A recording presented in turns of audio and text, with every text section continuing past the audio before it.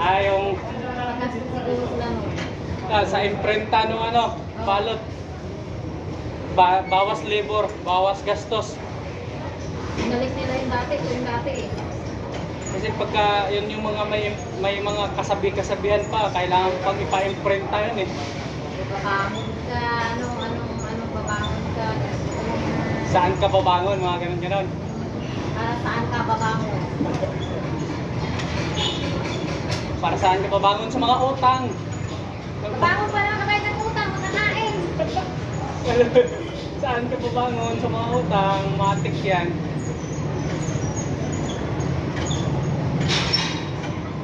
Utang at saka bayarin buwan-buwan.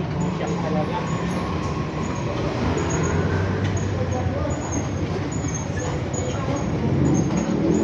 Hindi wala ang bayarin buwan-buwan.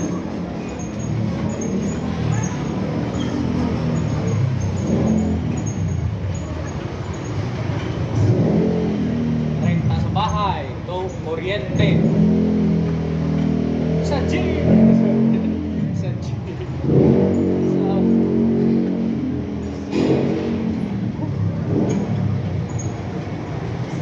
Parang nagmahal na rin ata yung kape ngayon, no? Mahal nga nito eh. Kasi yung madalas kong binibili dati na tag-80 lang mahigit, ngayon 100 na mahigit. Tapos Ewan dito ko, sa kita pa ba to? Kung pagkita baka mamaya. Magkano ito sindahan mo binibenta? di na ako nakabili ng ganyan. Basta yung sa akin yung tag 100 grams. Dati kasi nabibili ko yun dito sa may Baker's Fair 87, tapos pag sa iba mga 84, 83. Nung nakaraan bumili ako 101 na. Wala nga ito eh. Tapos lumipat ako, sinubukan ko sa Pure Gold 93. Grabe ang laki nung tinaas. 7, 8 tinaas.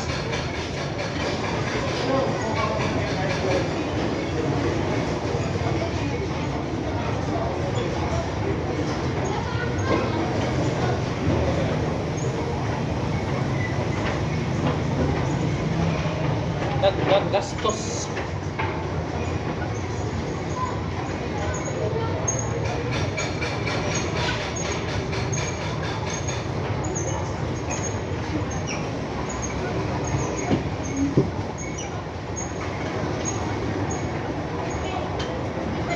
Increase yung charge. Bakit ka nag-charge? Hindi ko to ah. Nagloko yung charger.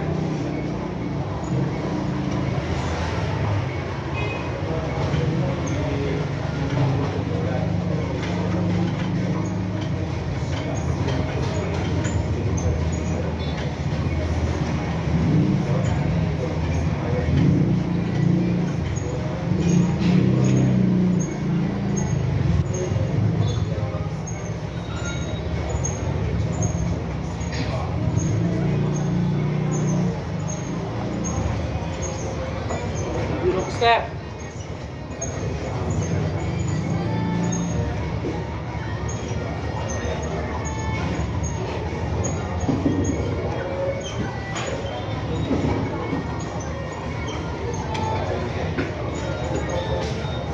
Ilan yan, GM? Ha? Tatlo lang?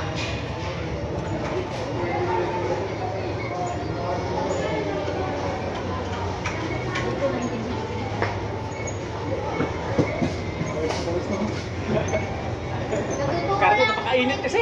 Pinapanood ko.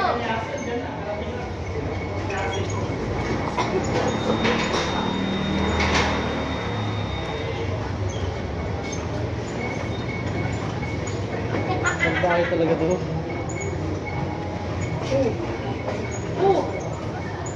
Salbahe! Salbahe! Shout out! Sa lahat ng mga pasisipag dyan. Katulad ni RC, masipag, mga babae. Joke lang! Huwag mo ibok yung Hussein. May mo ito rin. Baka marinig ng iba. Peace!